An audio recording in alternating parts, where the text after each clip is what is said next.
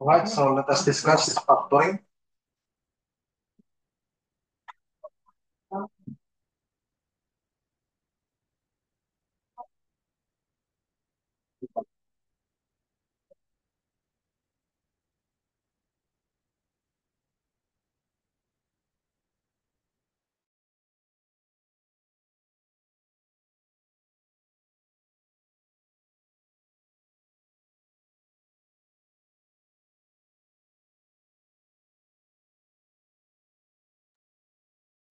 Okay, so let us discuss the factoring.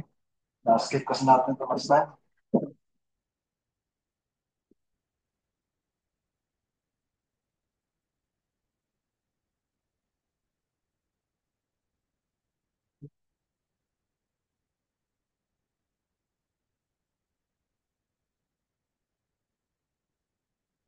So factoring, what is factoring?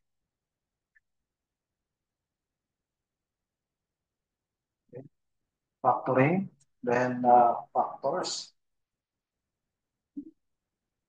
then prime. Okay. Sinabi natin factoring, that is a process. Diba? Process involving the writing of the product. Okay. Process involving the writing of the product of two or more polynomials. Involving writing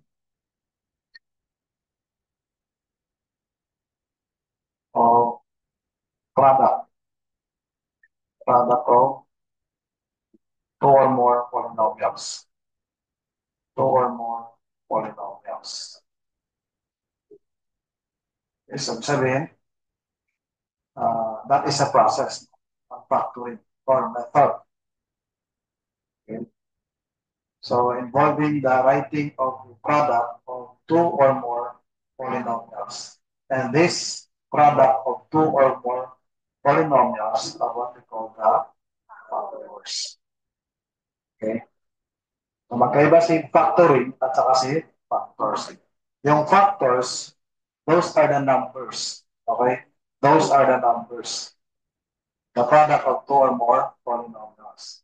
The factoring, it is the process. Okay? It is the process of the writing of the product. Now, what is prime? The prime, ang sinasabi naman natin na prime, if, okay, if the expression does not have the expressions, or does not have the factors. Okay, does not have the factors. Wala siyang factors. Does not have the factors except one and negative. Okay, one negative, except the one and negative, or itself. No? Kapag wala siyang factors, then that expression is considered a prime expression or prime number. Kung number yan siya, let's say 5. 5 is a number. So what is the factor of 5? That is 5 self, right? Kasama dito, itself. 5 times 1. So nandito yung 1. Diba? Or 1 times 5. Diba? Okay. Then, it's negative. Pwede yung negative 5 times negative 1. Or negative 1 times negative 5. Okay, so ibig sabihin, the number 5 is a prime number. Okay, is a prime number.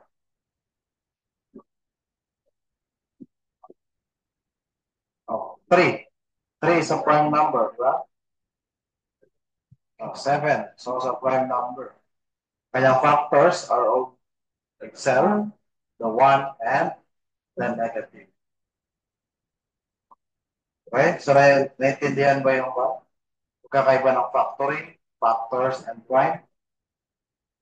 Okay, so Like I said, factoring is a process. So there are methods involving the factoring. So ano yung mga methods natin? Okay? We have the methods na pwede natin gamitin for factoring. One of which is na tawag natin na common factor. Okay? Common factor. Ibig sabihin, there is a common number. Okay? There is a common number. So that is ax plus ay. Right. So this is a binomial, right? We have two terms, the first term, second term. So what is common for this binomial? The A. Okay, common ang A sa first term and then the second term. So to factor it out, that is A, lalabas natin yung A multiplied by X plus Y. Okay. So that is the general formula of that. Okay. So say for instance, the 8x cubed, sample problem.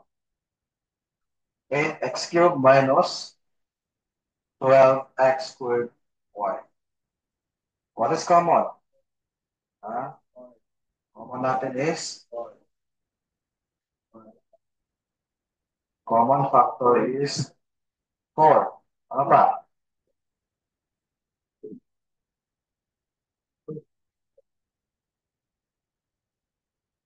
The number common sa 8 and the number common sa 12.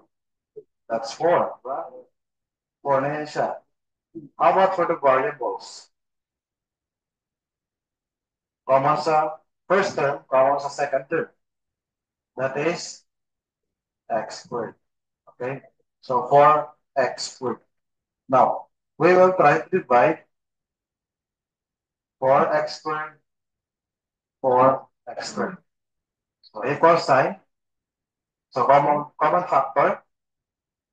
Lalabas natin, di ba?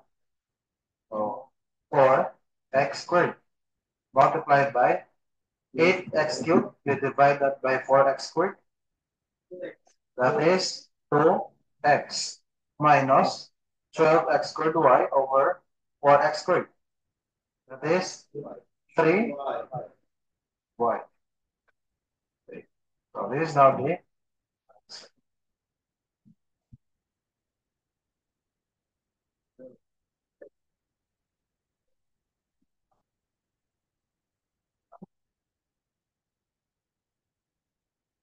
two x is taken from 8, you divide by 4, that is 2. X cubed, you divide by x squared. That's division. So, quotient rule ng ating exponent, same base, x, x. What will happen to the exponent? We're going to subtract. So 3 minus 2, that is 1. Diba? Sa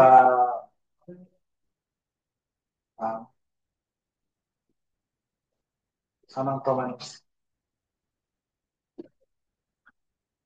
Wala mang 2 minus 2 yan. Dito?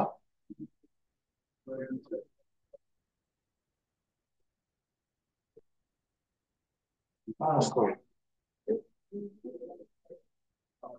Divide natin siya. Okay, divide natin siya for the purpose ng one natin. This is the common factor. Ito yung common.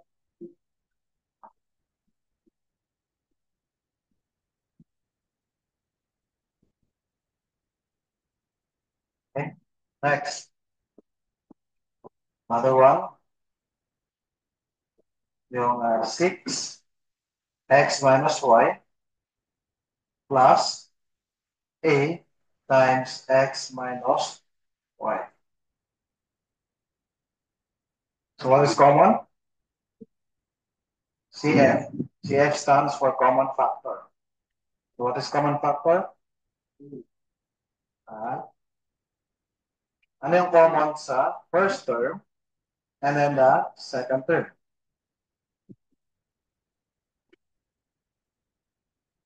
Yung 6, meron bang 6 naman sa A?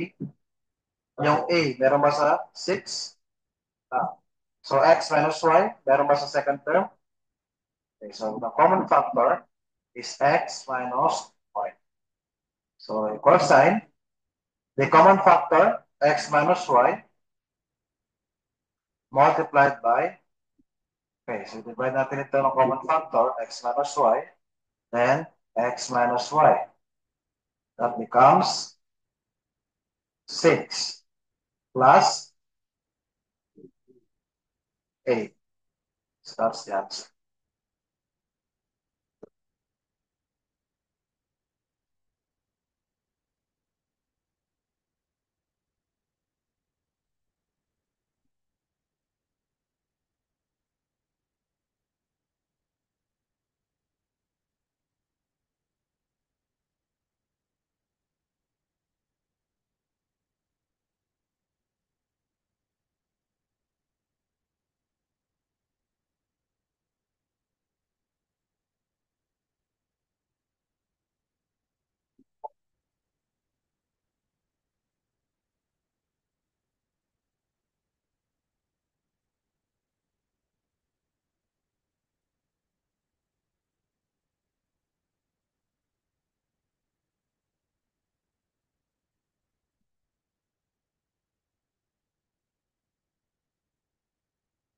Okay, so that's common factor. Next method natin is difference of two squares. Difference of two squares. Kung sinabi natin difference, ano ibig sabihin? Okay. So difference two squares, that is a squared minus b squared. Kung a squared minus b squared, that is a minus b multiplied by a plus. So a plus b, tawag natin is conjugate ng a minus b. Diba? Yung a minus b, conjugate ng a plus b. Okay. So let us have the sample problem. X squared minus 16y squared.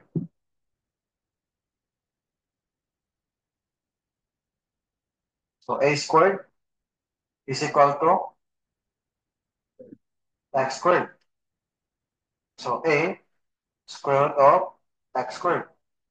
A is equal to x. What is b squared? 16y squared. B is equal to the square root of 16y squared. What's the value of b? Square root of 16 is 4, then y. So therefore, a, what's the value of a? X minus 4y multiplied by x plus 4y. That's the answer.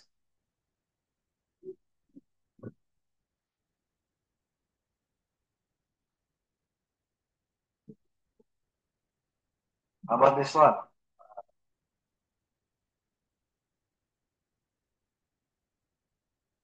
16x squared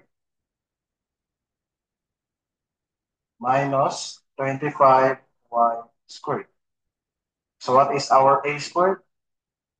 16x squared. Then find the value of a, square root of 16x squared. And that is equal to 4x. How about the b squared?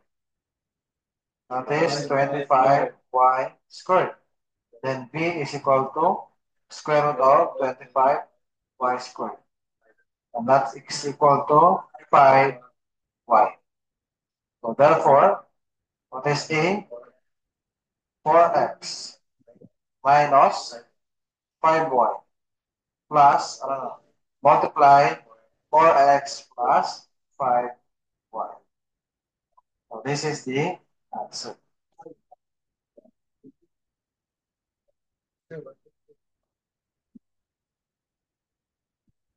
Ay magkabaliktad.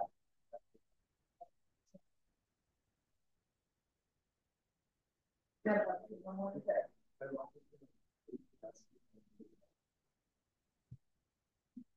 Saan lang ginamit mo positive dito? Itong A plus B mo, mauna siya dito. Then A minus B dito sa kabila. Okay na. Walang problema. Okay?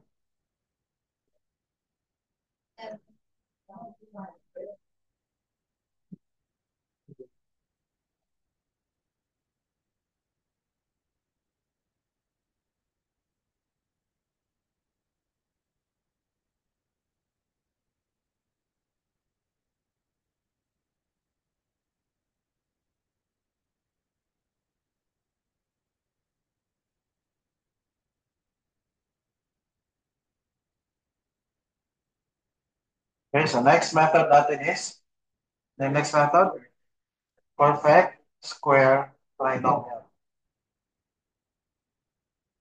Ito, madali, di ba? Perfect square trinomial. Kung sinabi natin perfect square, sabihin yan. Pagka perfect mo, okay. Sabihin, meron siya square root. Okay, meron siyang square root. And then, that must be trinomial. Sabihin, dapat tatlo yung kanyang terms. If mag-exceed ng three terms, then you cannot use the perfect square trinomial. All right. So our general formula for the perfect square trinomial as a method of factoring. So let us have this a squared plus 2ab plus b squared. So what will happen is that becomes a plus b multiplied by a plus b. And that is equal to a plus b squared. Same thing for a squared minus 2ab plus b squared. That is equal to a minus b. Pag negative yan dito, dapat negative ito rin. A minus b. Negative, dapat negative ito. Positive, positive. Okay? A minus b squared. So basically, using the perfect square trinomial, we will check the first term. Okay? The first term and then the last term. And then whatever the factors ng first and third term, last term, dapat pag i-multiply mo sila, then times 2 must be the result of the middle term. Okay? Example, 49 x squared minus 42 x plus 9. Alright. So what is a squared? Check natin. How many terms do we have? 1, 2, 3. That's trinomial, right? So kaya we can use the perfect square trinomial. Then a squared is equal to the 49. So a is equal to the square root of 49. Okay?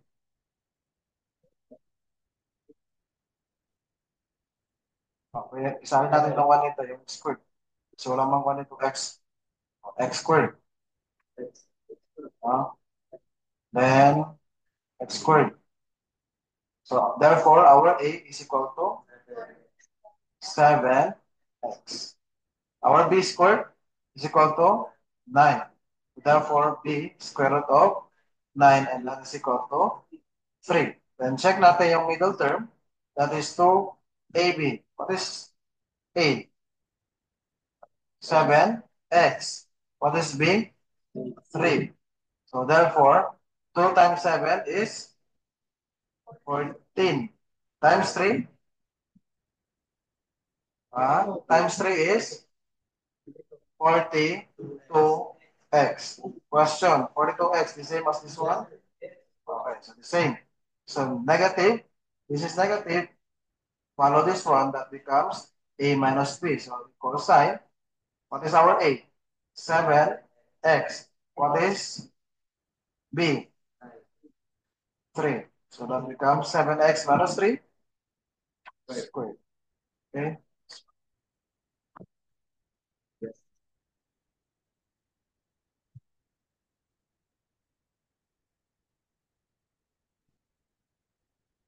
Okay, next. Number problem.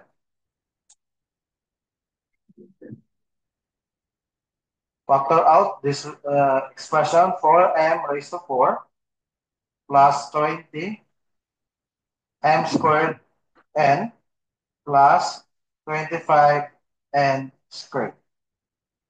So what is our A? Squared. That is 4 m raised to 4, right? So A is equal to the square root of 4 m raised to 4. What is square root of 4? 2. What is square root of m raised to 4? M squared.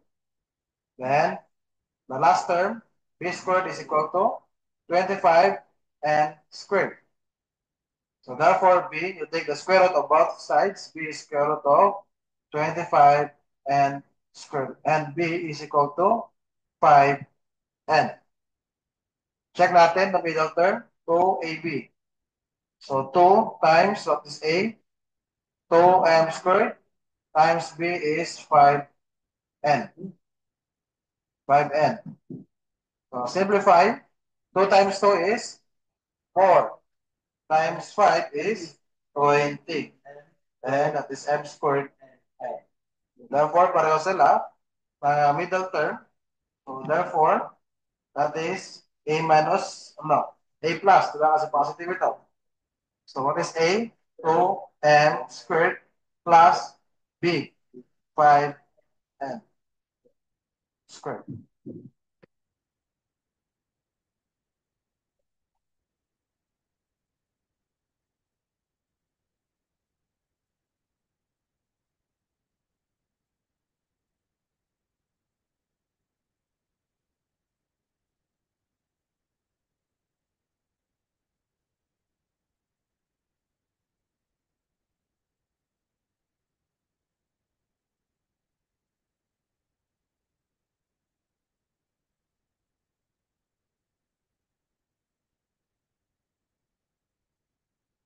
Okay, next. Number 4. That is the trinomial. Okay, trinomial of the form. So dapat ganito yung kanyang forma. So x squared plus A plus B times X is equal is plus B or AB.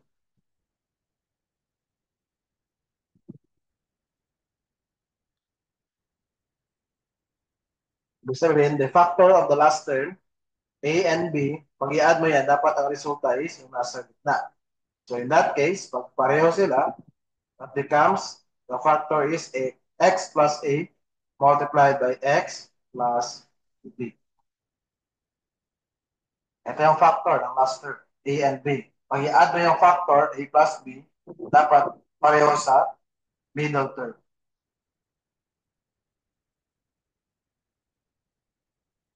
Okay, so let us deal this one. X squared plus 5x plus 6.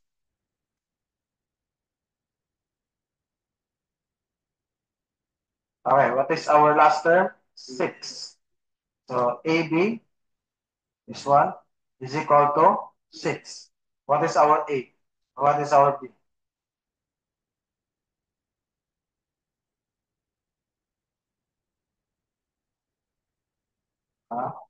What's the factor of 6? 2 and 3. So 2 times 3 is 6. Okay, check natin sa middle. A plus B, that is 2 plus 3. And that is equal to 5. So 5 is also 5. Which is correct. So in that case, equal sign, x plus A, what is the value of A? 2. What's the value of B? X plus 3. So this is now the answer.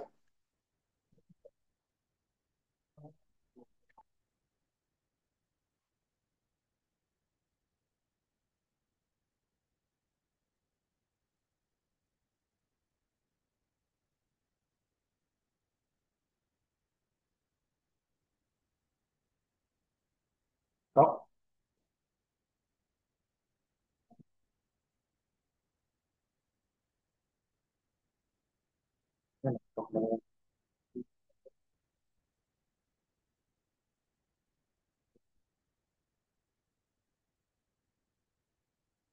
ngayon, naintindihan niyo ba? This one, group?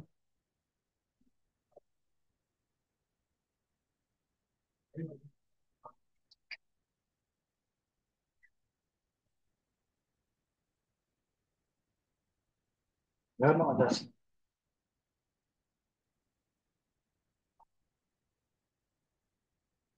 Meron adjustment.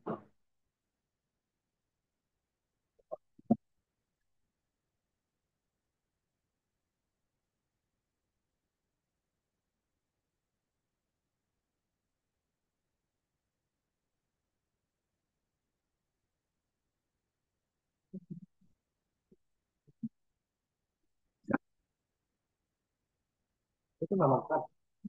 Picking. Yeah. Hanggang sa dila mo. Pangulo ng basta mas, kung gano'n man, parang nanamin mo.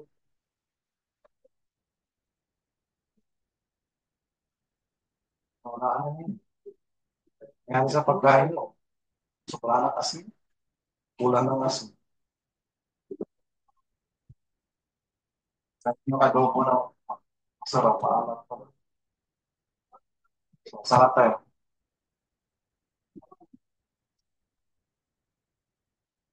Ang x squared minus 5x plus 6. Kailan pa lang ito? Start ang Ramadan.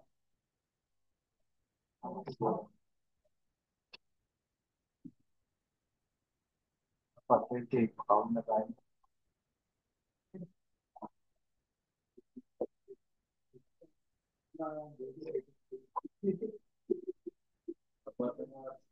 Okay, so x squared minus 5x plus 6. So, parehas lang ang problem kanina. No? So, difference is negative lang ito. So, check natin yung last term. That is 6. And that is AB, ba? So, what is the factor of 6? 2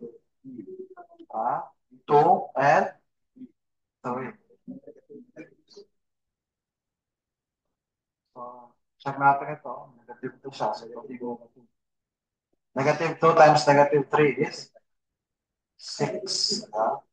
6.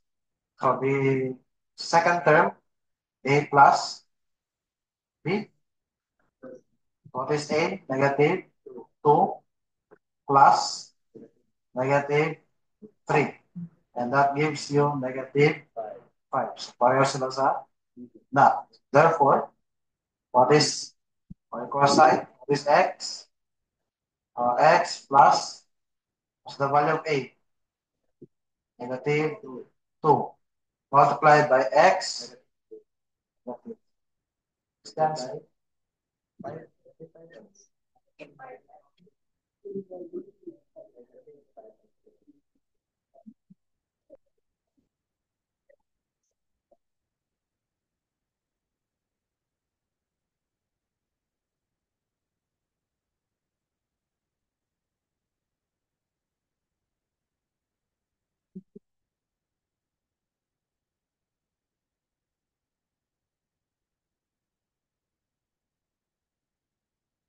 Okay, next. Pangilang method na. 5. That is the trinomial of the form. That is AC x squared plus AD plus BC.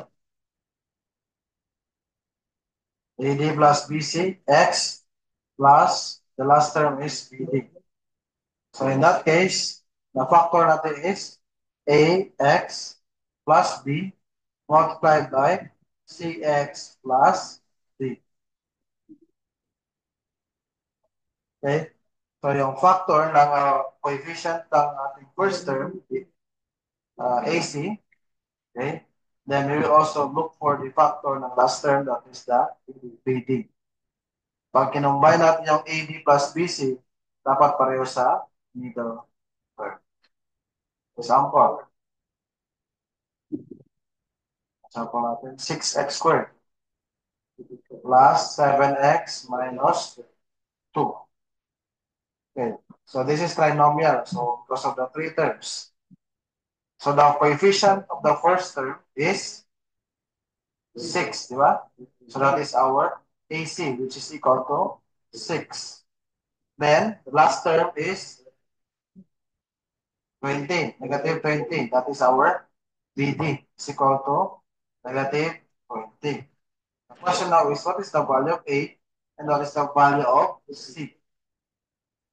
This one, value of B and value of, what is A? A factor of 6. Okay, 2 and 3. Factor of negative 20. So negative 4 and negative 5. Oh, negative times negative is positive. This is negative. So this must be positive.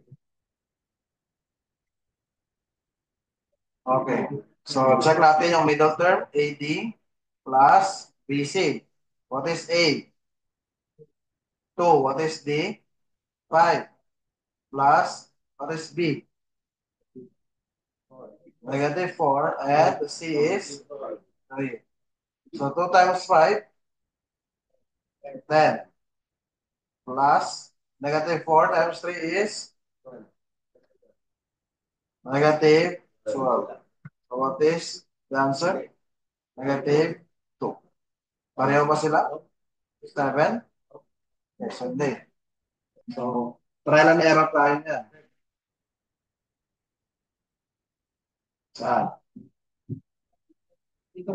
Ito, 3 and 2. This one is, ano? So, review natin. A is 3 multiplied by 5 plus, what is B? Negative 4 and C is 2. 3 times 5, 15. Negative 4 times 2 is 8. So 15 minus 8 is 7. Okay. That is 7. So in that case, pag tumama yung sa gitna, ito lang yung kasunod natin. Dapat makuha natin yung sa gitna. Trial and error. So in that case, the answer is, what is A? 3x, what is B? Negative 4. And then, CX plus D, what is C? 2. X plus, what is D? 5. So that is your answer.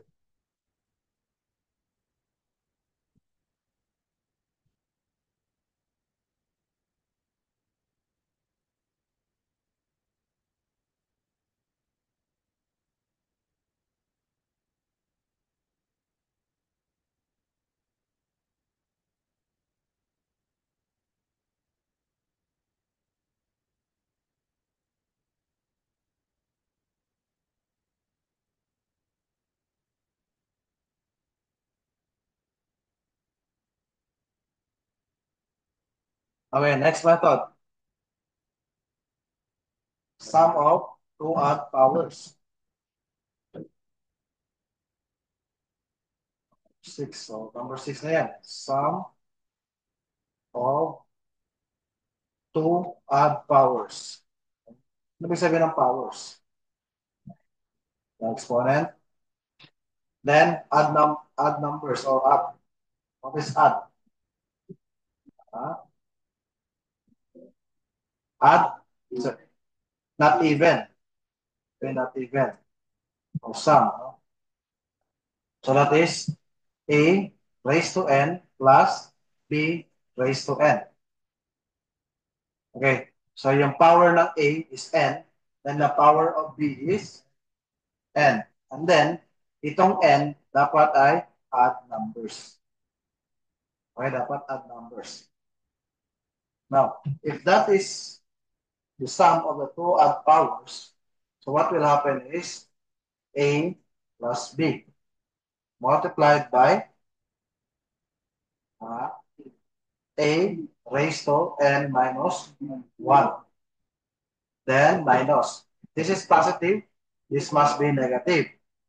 So A raised to n minus 2. Then B plus. So continue na yan siya. Plus magiging B raised to n minus 1. Para maintindihan mas lalo, sample natin. Sample natin dito. Itong 32 x raised to 5 plus y raised to 5. What is the power? 5. Is that odd number or even number? Odd numbers. In that case,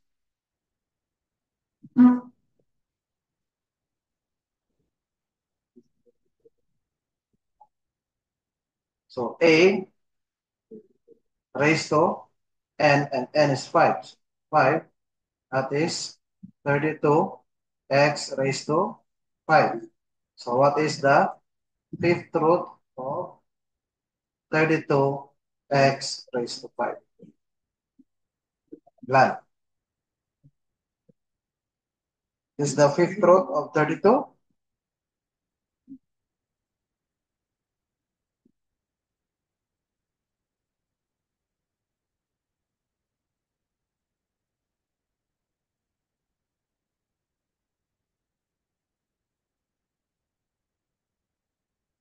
That is 2. The square root of x raised to 5 is x.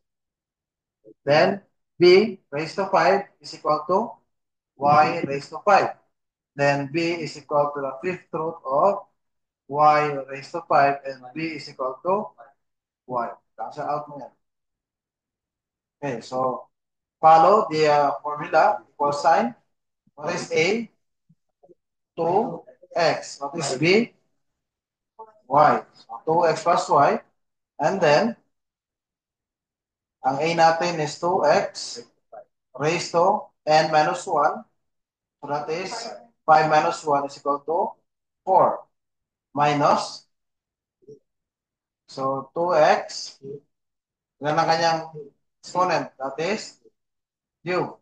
Then, our b is y raised to 1. Tumatik may 1 yan. Kasi nga, the first is 4. Dapat ang kanyang total dito is 14. So 3 plus 1 is 4. Then, plus, so 2x raised to 2. Then y raised to 2. Paano nakuha yan? Kunin mo yung pattern nyo. 4, 3, 2. Dapat dito ay 1 na siya. Then dito, sa y, sa b, that is increasing. 1, 2, kabila is 3. So plus mo ito. 2x raised to 1, then y raised to 3. Ha? So plus siya. Then 2x raised to, ano sunod sa 1? 0. Y raised to 4. So equal sign, 2x plus y. Can we still simplify? So 2x raised to 4 is 4 times 2. 4 times 4. 8 times 2. Then 16 raised to x raised to 4. Minus 2x raised to 3 is 8x cubed y. Plus, this one is 4x squared y squared. then plus 2xy cubed. And then this becomes any number that is an exponent is 0 is 1 plus y raised to 4. This is your answer now.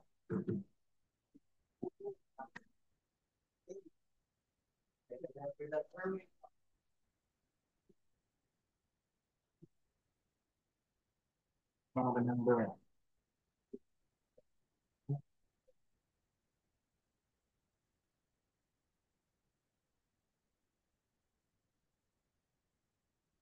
Sa 2x. Ito. The fifth root of 32 x raised to 5. Di ba ang target natin pag naka-nth root tayo, dapat ang kanyang exponent is 5. So, the fifth root of 32, so 2 raised to 5. Diba? Then x raised to 5. Kung mag-cancel ito, dito, cancel yan, 2x. So, ito lang yung dilemma dito or is paano nyo hanapin yung kanyang factor in which ang kanyang exponent dapat ay kung ano yung index number. Okay? Intindihan ba? How about this group? Baka intindi ba? Ang grupo na ito? Nakapalo kayo?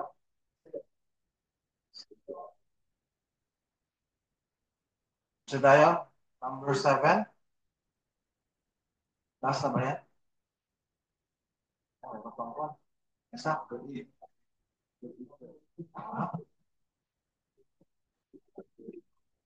Combination naman, yung mga previous na ito. Okay na yan. Combine. So next, number 7 is difference. Kanina, sum. Pareho lang sila.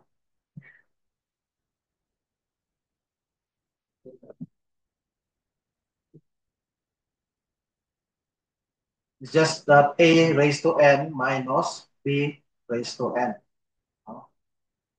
So pareho din. A plus b. Diba? A plus b minus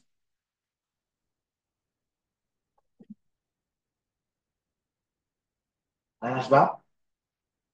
Minus siya. Minus a raised to n minus 1. That is plus. Then a raised to n minus 2. B plus b raised to n minus 1. Yung? Yan nga. Ito. Minus. This becomes minus. Tanggalin ito. So, negative, positive. Yung kanina, positive, negative. Okay? Yan lang yun siya. Same pa rin siya.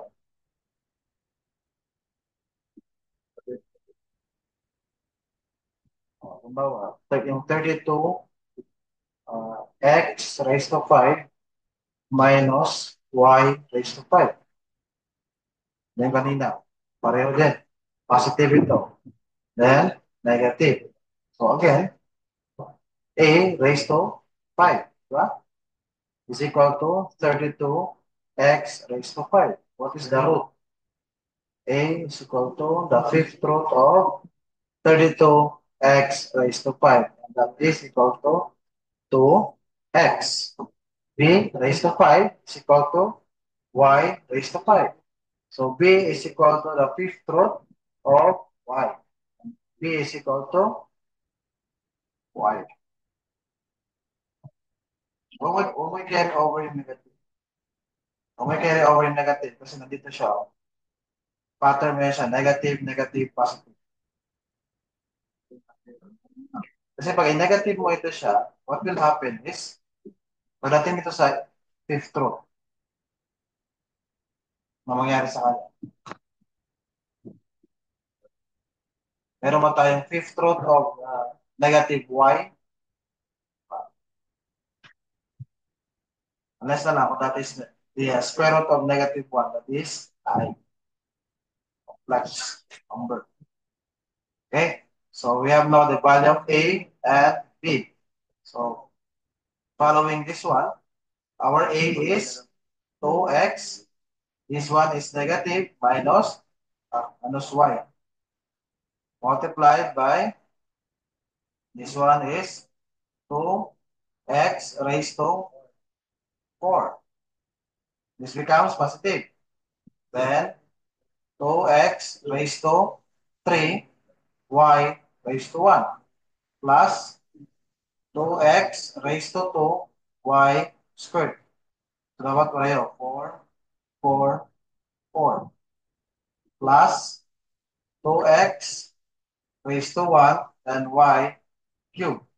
Plus 2x raised to 0, y raised to 4. So dapat ang total 4, 3 plus 1 is 4, 2 plus 2 is 4, 1 plus 3 is 4, 0 plus 4 is 2. So simplify, 2x minus y. What is 2x raised to 4? 16. X raised to 4 plus 8. X cubed. Y plus, this one is 2x squared, 4. X squared, y squared. Plus 2x, y cubed. Plus any number that is, the exponent is 0 is 1. So therefore that is y raised to 4. This is now your answer. Huh?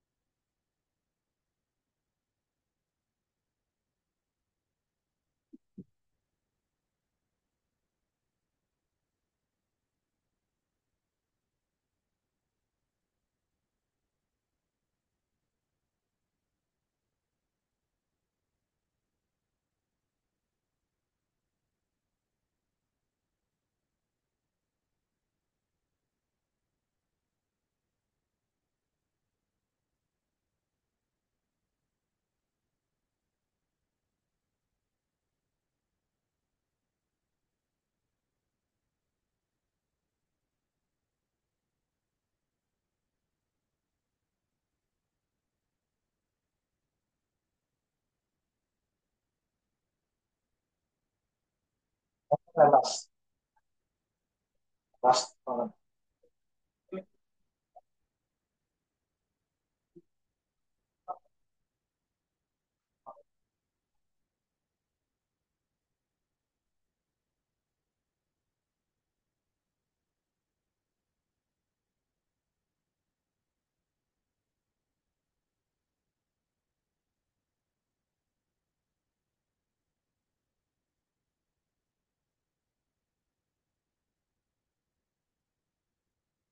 Then the last natin na method is difference of two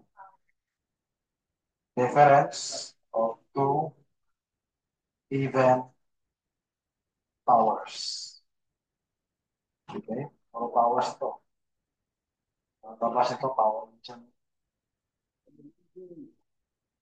Okay, so difference, yung sabihin na kanyang sign is subtraction. Then powers, exponent. The exponent must be even number. Okay? Even number.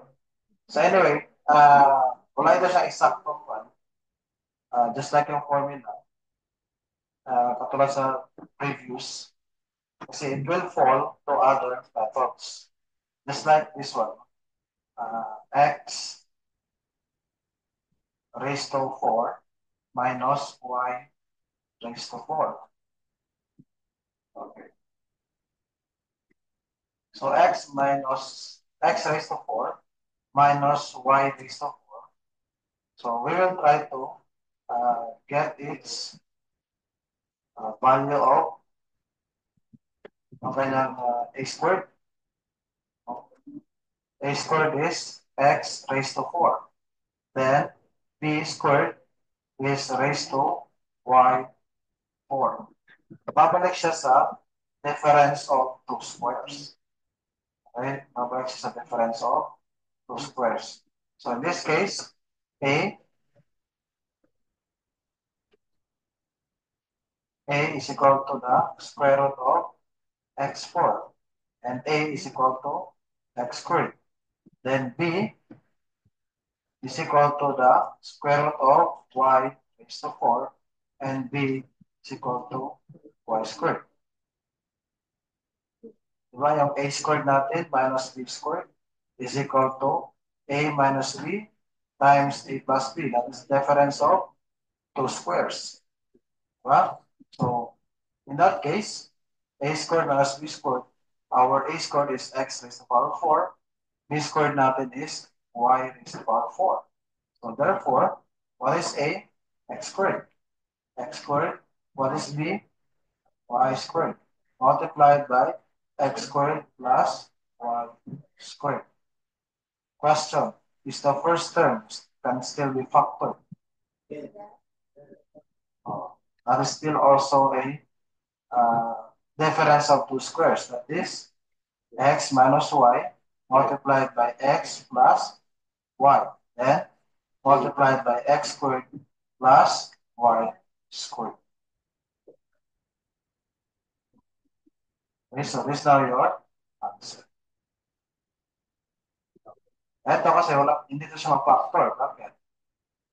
Wala man tayong sum of two squares. Difference of two squares lang. Diba? So, as you observe, wala siyang definite na formula. No? But it will fall for the other methods. So that's just like that. Difference of two squares.